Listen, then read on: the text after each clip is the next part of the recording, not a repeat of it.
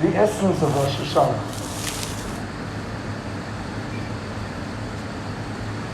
which is we're commemorating the creation of man and tuning into the fact that year after year we're given human life anew. It's very low. Go ahead and talk. This life is defined as responsibility, which includes free will, the ability to choose, and therefore accountability. And consequently, it is the day of judgment.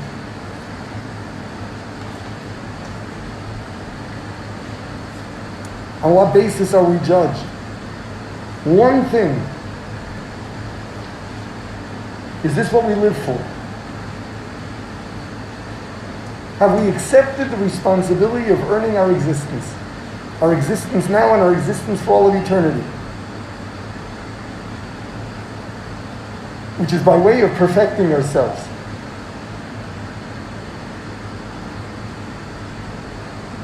If we've bought into this, we can look forward to another year of opportunity and perhaps better ones than the previous year. Opportunity to grow, opportunity to share.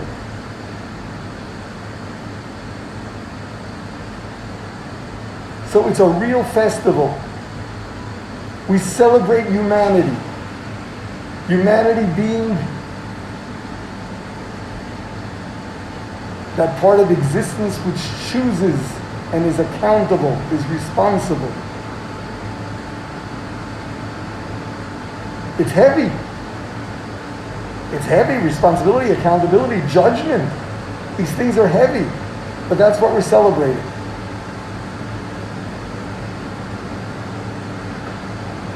So in order to really have a successful Rosh Hashanah, we've got to get ourselves to buy into responsibility, to the work ethic.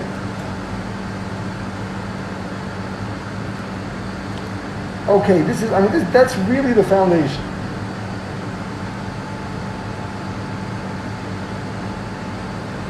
We've got to move on, but make sure you really bought into it.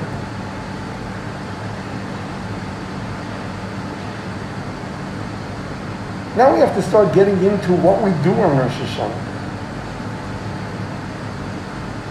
So we already discussed the fact that we don't sleep on Rosh Hashanah by day.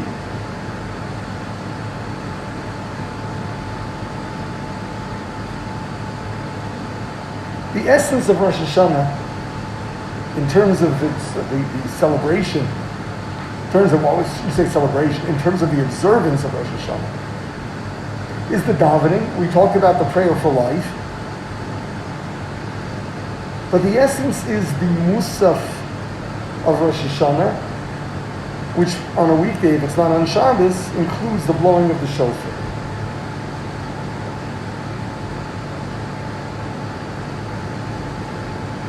The Gemara derives from the Psukim that there are three sections to our davening that must be said. Malchuyos, Zichronos, and Shofros. The first discussing Hashem's kingdom. Zichronos, the fact that He remembers everything. And Shofar is all about the shofar. It's a bit funny.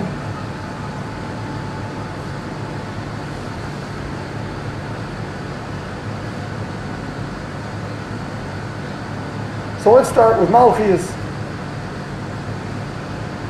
And the way the Gemara phrases it is Hashem says, Imru lefanai Malchuyos, say before me, verses about my being the king, Kedei shetamlichuni aleichem, in order that you coronate me upon me, that you make me your king. That means that the purpose of going through that entire section of davening is making Hashem our king.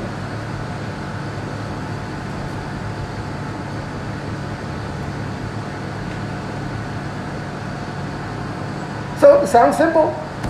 You know, there are lots of religions out there. Each has his deity. So we choose Hashem. He's ours. Hashem Elokei Yisrael, the God of Israel. No. That's too simple. Obviously, we're talking about observant Jews. Who else is going to say this?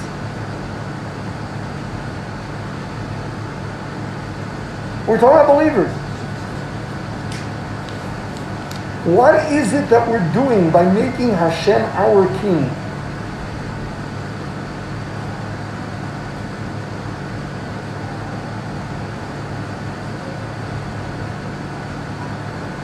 So,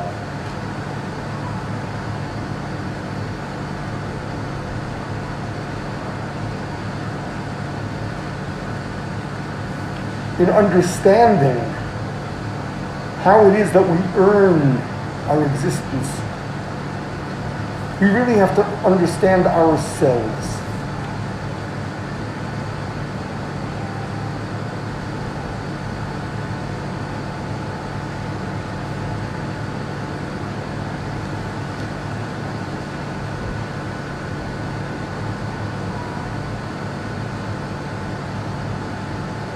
There's a piece in the Chovos Halevavos, in Shar Yichud Hamaseh, the 5th parak, I believe.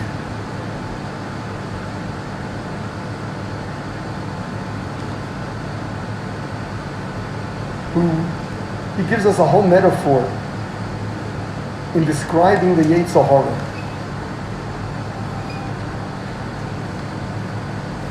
It's based on a few words, a few verses in Koheles.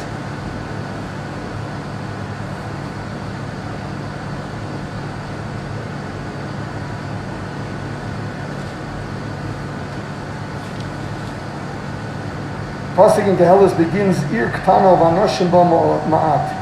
There was a little city with few people in it.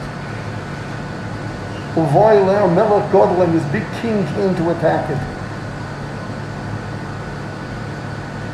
And nobody could save him. And there was this one miskein chacham, this one frail wise man, and he saved the city.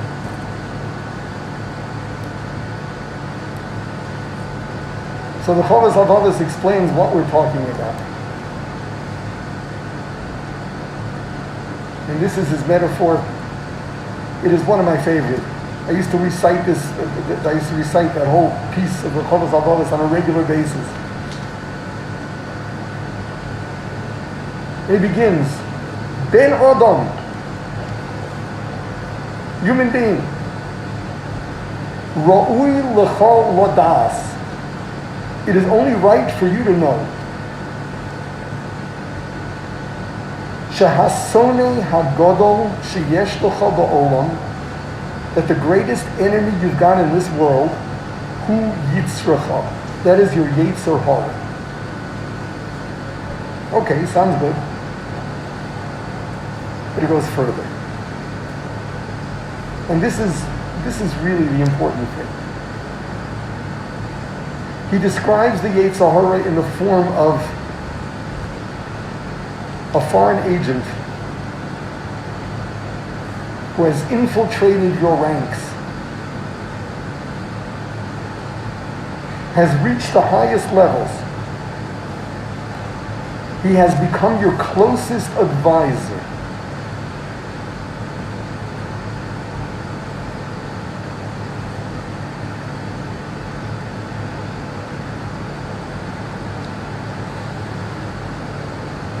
And he gets really descriptive.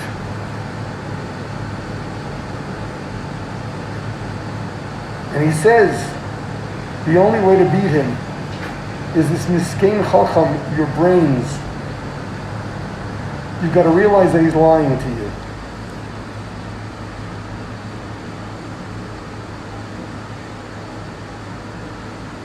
So long as you believe him, you don't stand a chance.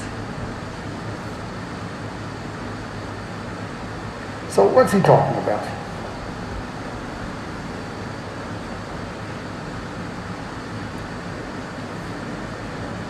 So we go through this all the time. Something as simple as when the alarm clock rings in the morning. So I don't know, everyone's got their battles. So when the alarm clock rings and you feel like sleeping in, not because you're dead tired, but because you don't feel like getting up, which is human nature. What does it feel like inside? You don't want to get up. This voice of reason somewhere out there is telling you that it's good for you to get up. But which of these two feels like it's really you?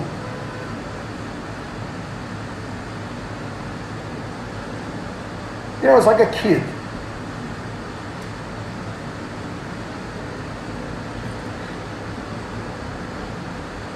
I want to run outside and play. And mom says I've got to put on a coat because it's cold.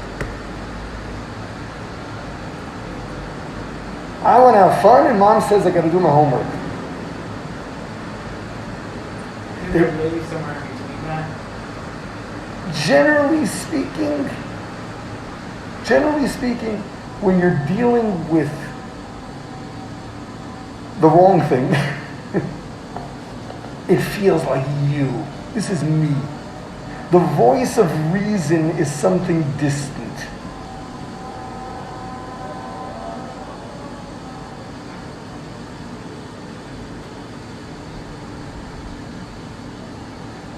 The Yetzer Hara has us convinced that he is speaking for us.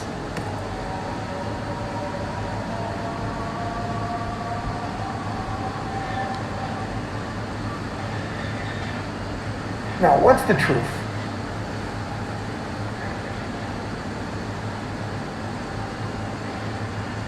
Why do we have a Yetzer Hara? Why did Hashem create a Yetzer Hara?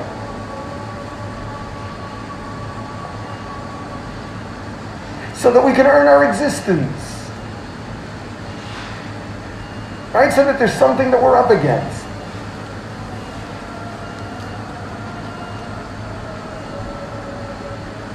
So it's a very interesting thing.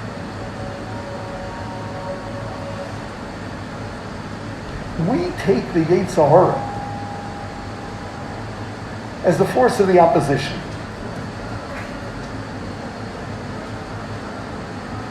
Representing the people against the authorities.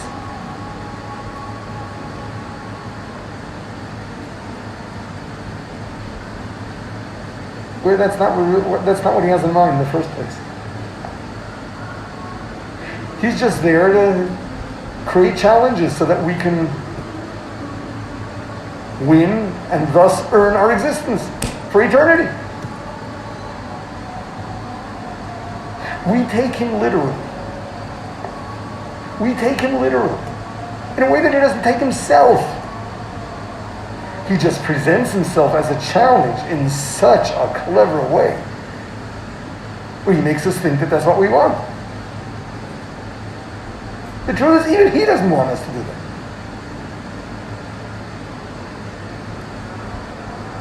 In other words, we give him a reality that isn't true. Meaning we give him a speaker to talk to, so to speak. We give him a voice. What we're giving him a position of the leader of the opposition. You know, there's the good side, there's Hashem and your mother. You know, that voice of reason, of what's right, of hard work and building yourself. And what does all that feel like? Ugh. And then there's the opposition leader who promises lots of fun. But it's not true. It's really not true. So there's an interesting Gemara. The Gemara is referring to the verse, we say it in the Shir Shayom, one of the songs for the day. Lo yiyeh v'cha el zor. There shall not be a false god within you, a strange god within you. So the Gemara asks, Ezehu el zar shehu v'tocho shel adam. Who is the strange god that is inside the human being? Hevei omer zo yetzer hara. I say this is the yetzer hara.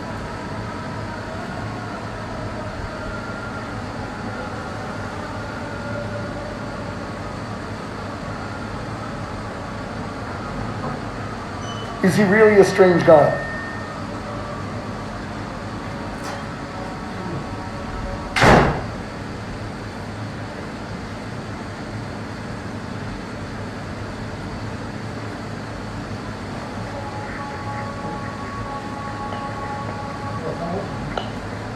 Is he really a strange God?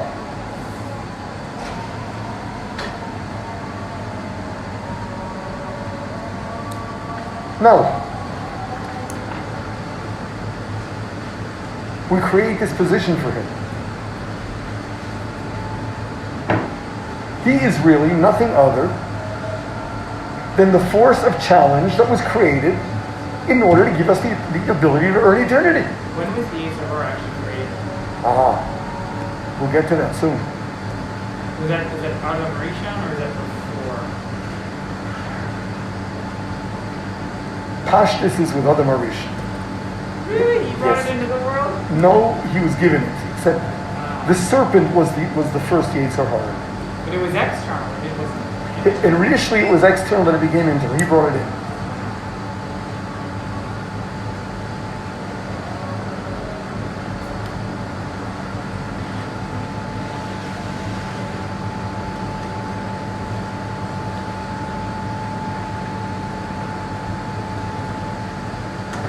That means in our eyes, it's like there are two ways of living your life. And they're each promising something.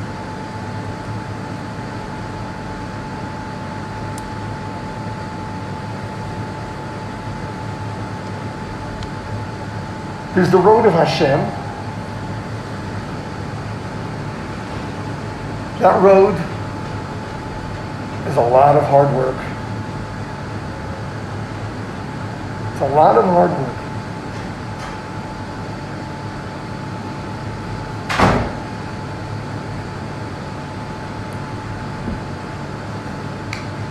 What is he promising us? We tell ourselves he's promising us a share in the world to come, but a difficult life in this world. And then there's the Yetzer Hara, who's promising us a great time in this world. That's what we tell ourselves. We've made him the head of the opposition. We've made him a king. We turned him into a king. He's got something to offer.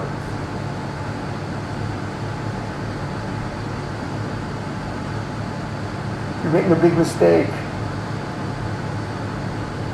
The life Hashem is offering in this world is so much more meaningful. What the Yetzer Hara is offering looks good, smells good, takes you nowhere, and leaves you with emptiness. Because he's not for real. He's the voice of challenge. He's not trying to offer us a real alternative. Making Hashem your king means getting that clarity. There's only one road. You want the good life? It's Hashem. The Yetzer Hara, that's fantasy. It takes you nowhere, not even Olam Hazeh.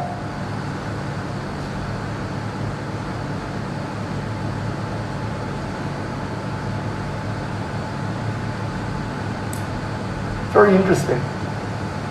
We're supposed to be mentioning 10 verses from Torah, Nevi'im, Ksuvim, 4 from the Torah, 3 from Ksuvim, meaning from Tehillim, 3 from Nevi'im. For each one of these 3 things, Malchuyos, Coronation, Shofars. The 10th one from Malchuyos, the finale, doesn't say the word Melech, doesn't say the word king. It is Shema Yisrael Hashem Elokeinu Hashem Echad. Hashem is one. What do we mean when we say Hashem Echad? This is it.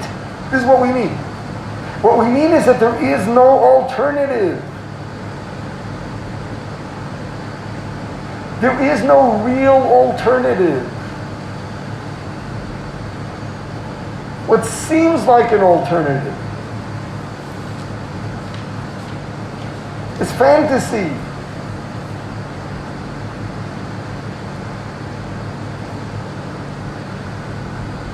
It always comes with some kind of promise that can't be delivered. Because all the Yitzchak is really trying to do is challenge you. There's nothing real there. He is not another force. It's not like there's Hashem and there's the Yitzchak.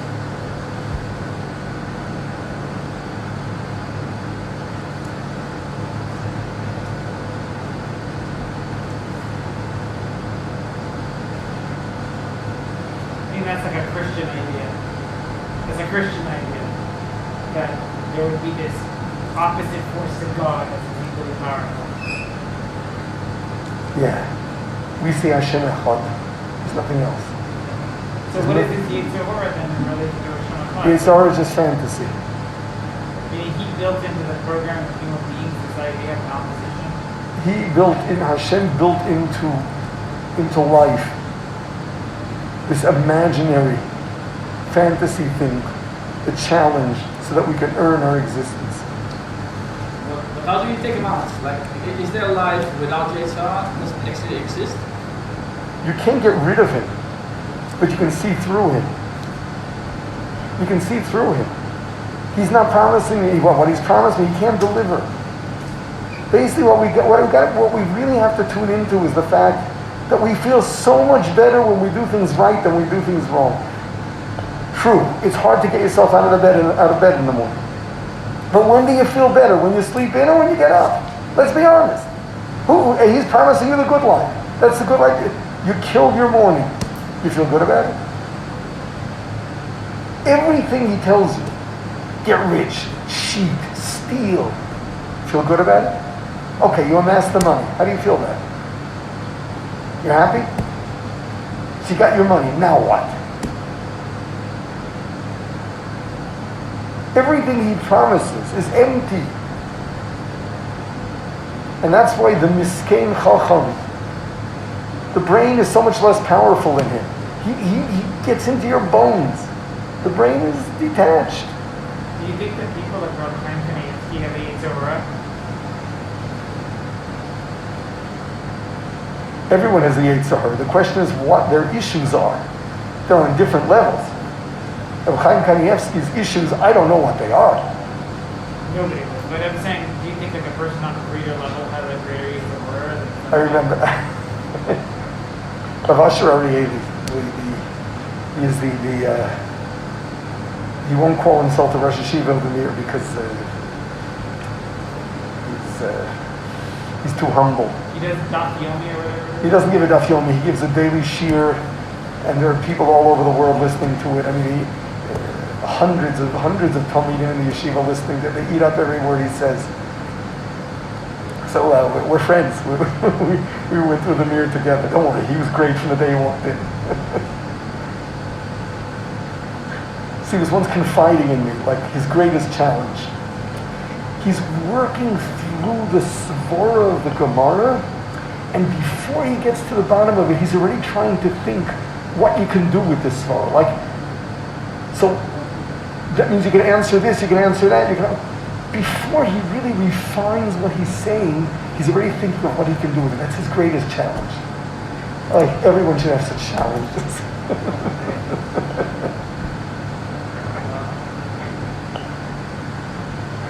Everyone should have the challenges.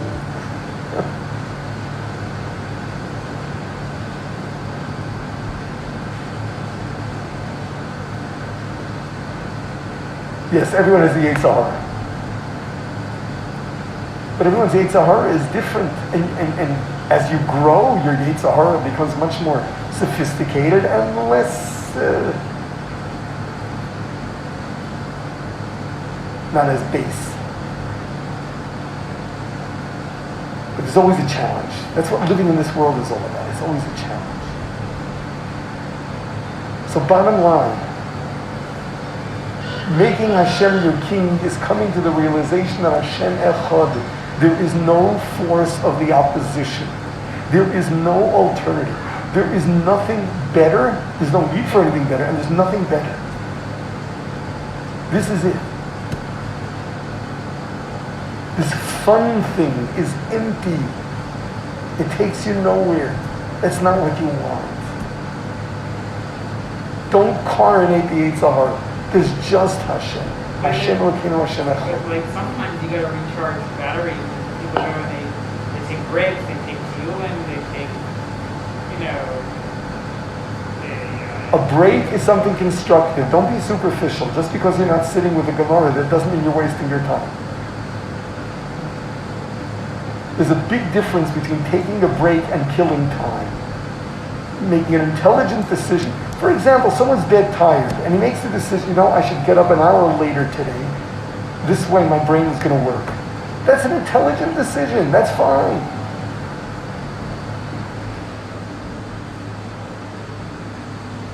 It's just when you get this thing inside, I don't want to get up. There, you gotta read through it.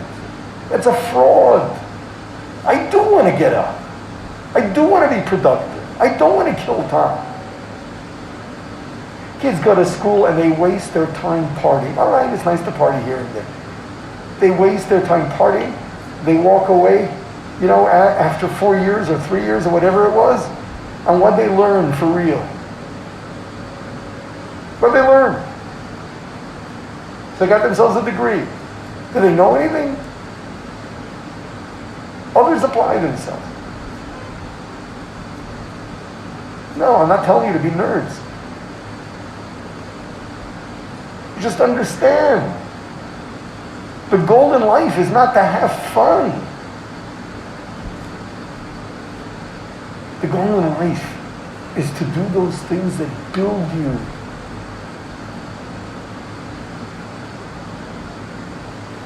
That's Hashem Elokeinu Hashem Echad. Just one road. It's just one road. It's not two. The other one is a path to nowhere. Don't coronate the Yitzhak.